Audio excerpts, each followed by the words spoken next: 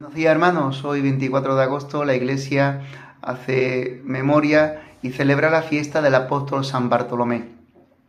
El apóstol San Bartolomé, en la antigua lista de los 12, siempre aparece antes de Mateo, mientras que varía el nombre de quien lo precede, y que suele ser normalmente Felipe o bien Tomás.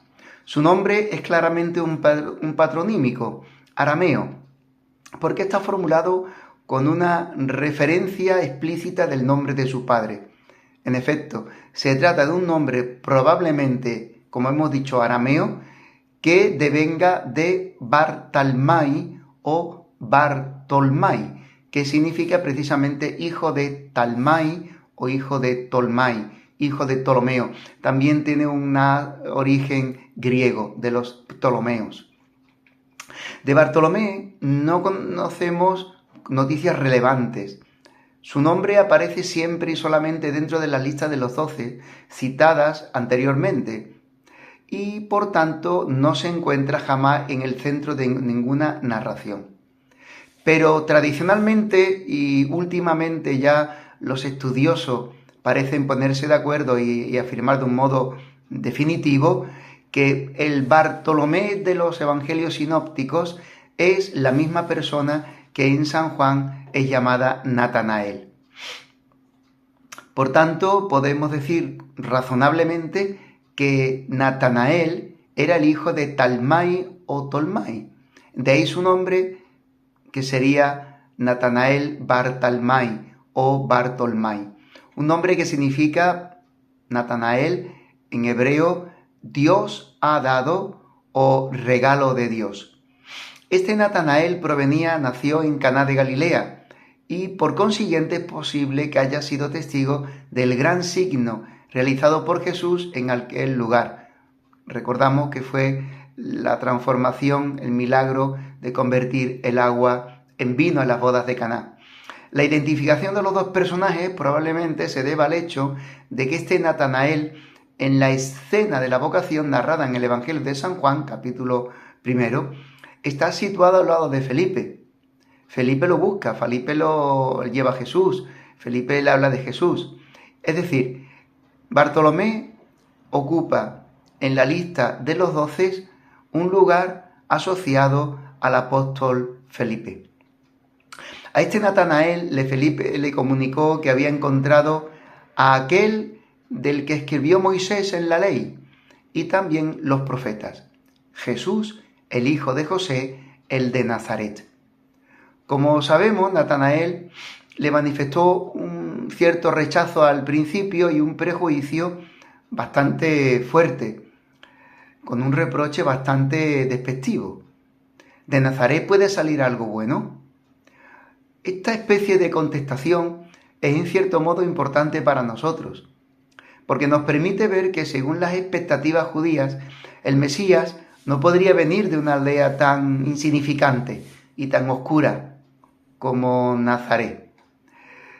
Pero al mismo tiempo pone de relieve la libertad de Dios, que sorprende nuestras expectativas, manifestándose precisamente allí donde ninguno de nosotros esperaríamos que se manifestara. Es la libertad de Dios que actúa siempre al margen y por encima de la razón humana. Por otra parte, sabemos que en realidad Jesús no era exclusivamente de Nazaret, sino que había nacido en Belén y que se había criado en Nazaret, ciertamente, pero que en definitiva él venía del cielo, del Padre que está en los cielos. La historia de Natanael nos sugiere otra reflexión. En nuestra relación con Jesús no debemos contentarnos solo con palabras. Felipe, en su réplica, le dirige a Natanael una invitación muy significativa. Cuando le dice, de Nazaret puede salir algo bueno, San Felipe no le reprocha nada ni le contesta con malos modos o convenciéndole. Simplemente le dice, ven y lo verás. Nuestro conocimiento de Jesús necesita sobre todo que pase por la experiencia viva y una experiencia vivida. El testimonio de los demás ciertamente es importante porque nos llevan a encontrar lo que ellos nos afirman como un hecho manifiesto, porque son testigos. Siempre la fe empieza por el anuncio de unos testigos. Pero después nosotros debemos implicarnos personalmente en una relación nueva, íntima y en este caso profunda con Jesucristo. De un modo análogo, los samaritanos, después de haber oído el testimonio de la samaritana y habiendo visto a Jesús, cómo hablaba y cómo actuaba, decía que ya no necesitamos de tu testimonio porque nosotros mismos vemos y creemos que Él es el Mesías. Es el testimonio de aquella que había encontrado a Jesús en el pozo de Jacob y cuando ella da testimonio, repito, los mismos vecinos de Samaria le responden, ya no creemos por tus palabras, que nosotros mismos hemos oído y sabemos que este es verdaderamente el Salvador del mundo. El testimonio lleva a Jesús, pero sin la experiencia íntima y personal de su salvación en nuestras vidas, no es posible pasar a la fe. Nos quedamos siempre, como dicen los teólogos, en los preámbulos fidei, en los escalones anteriores a la fe. No estamos en puertas todavía. Necesitamos el encuentro personal con Jesucristo, como decía Benedicto XVI. Volviendo a la escena de la vocación, el evangelista nos refiere que cuando Jesús ve a Natanael, al acercarse exclama, ahí tenéis a un israelita de verdad, en quien no hay engaño. Trata de un elogio hacia su persona, recordando lo que dice el Salmo 32. Dichoso el hombre en cuyo espíritu no hay engaño, no hay fraude. Pero también suscita una curiosidad en Natanael, que le replica, asombrado, ¿de qué me conoces? La respuesta de Jesús no es inmediatamente comprensible. Sabemos que Jesús conocía al hombre, dice también el Evangelio de San Juan, que él no necesitaba del testimonio de nadie sobre alguien porque él los conocía desde dentro, desde el corazón. Él nos conoce desde dentro. Por eso la respuesta de Jesús en Jesús es lógica. Antes de haberte sido llamado por Felipe, yo cuando estabas debajo de la higuera, yo ya te vi. ¿De qué me conoces? Decíamos. Y Jesús le responde así. Antes de que Felipe te llamara, cuando estaba debajo de la higuera, te vi. No sabemos qué había sucedido bajo esa higuera.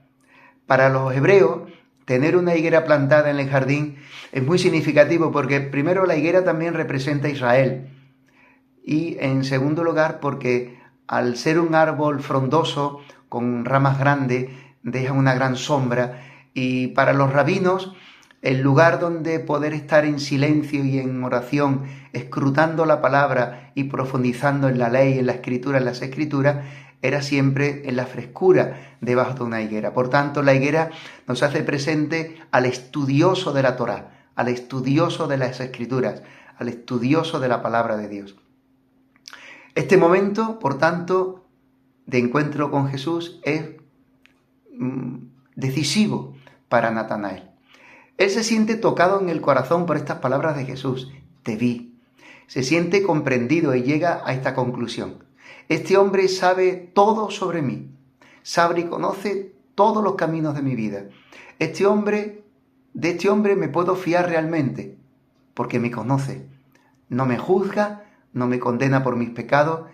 Más bien experimento amor de él hacia mí. Así responde con una confesión de fe límpida y hermosa, diciendo, Rabí, tú eres el Hijo de Dios, tú eres el Rey de Israel. En esta confesión se da en primer lugar un paso importante en lo que supone el camino de la fe. Hay un primer anuncio, Felipe se lo hace, hay un primer encuentro, Jesús se encuentra con él y le habla, y hay una primera adhesión, un primer seguimiento, Rabí, y una primera confesión de fe. Tú eres el Hijo de Dios, tú eres el Rey de Israel. Las palabras de Natanael presentan además un doble aspecto complementario sobre la identidad de Jesús. Es reconocido tanto en su relación especial con el Padre, porque es el Hijo unigénito del Padre, como en su relación con el pueblo de Israel, porque lo reconoce como Rey y Mesías del pueblo, el Mesías esperado. Por tanto, no debemos perder de vista jamás ninguno de estos dos componentes, ya que si proclamamos solamente la dimensión celestial de Jesús, el Hijo unigénito del Padre, corremos el riesgo de transformarlo simplemente en un ser superior etéreo, evanescente y lejos de nosotros.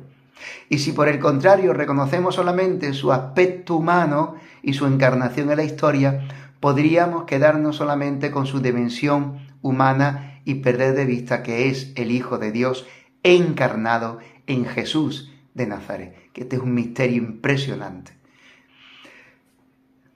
De la misión apostólica de Bartolomé, finalmente, o de Natanael, no sabemos cosas muy precisas.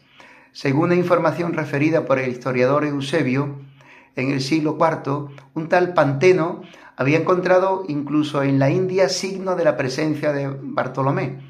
Hay una tradición posterior, a partir de la Edad Media, que impuso la narración de su muerte desollado y se hizo muy popular. Pensemos, por ejemplo, en la conocidísima escena del mural, de la pintura de Michelangelo en el juicio final, cuando pintó a San Bartolomé sosteniendo en la mano izquierda su propia piel, de lo cual el artista estaba reconociendo esta tradición de que murió mártir desollado y seguramente en Armenia. Sus reliquias se veneran en Roma, en la iglesia que está dentro de la isla Tiberina, que se llama en el río Tíber, ahí un poquito antes de llegar al puente de Sant'Angelo, una isla, como muchos de vosotros sabéis, que se llama la isla Tiberina, y ahí hay una iglesia dedicada al apóstol San Bartolomé, y ahí hay unas reliquias del apóstol. Y se veneran desde que el emperador alemán Otón III las trajo a Roma en el año 983. Por tanto, concluyendo, podemos decir que la figura de San Bartolomé, a pesar de las pocas fuentes o informaciones que tenemos sobre él, de todos modos sigue siendo para nosotros un gran exponente y un gran testimonio de fe, porque nos invita a adherirnos a Jesús para vivir y testimoniar su persona en medio de nuestro mundo, envuelto cada vez más en sensualidades, en vanidades, en luchas de poder en la política, en un erotismo y una pansexualidad que está llenando toda la sociedad, desde los niños más pequeños, de la pornografía, etc. Y San Bartolomé nos hace presente, como todos los apóstoles y todos los mártires, el amor a Cristo por encima del amor a sí mismo, el amor a Jesús, y del que cada uno también estamos llamados a consagrarle nuestra vida y, ¿por qué no?, si Dios lo tiene pensado así, nuestra muerte. San Bartolomé Apóstol ruega por nosotros. ¡Feliz día de San Bartolomé, hermanos!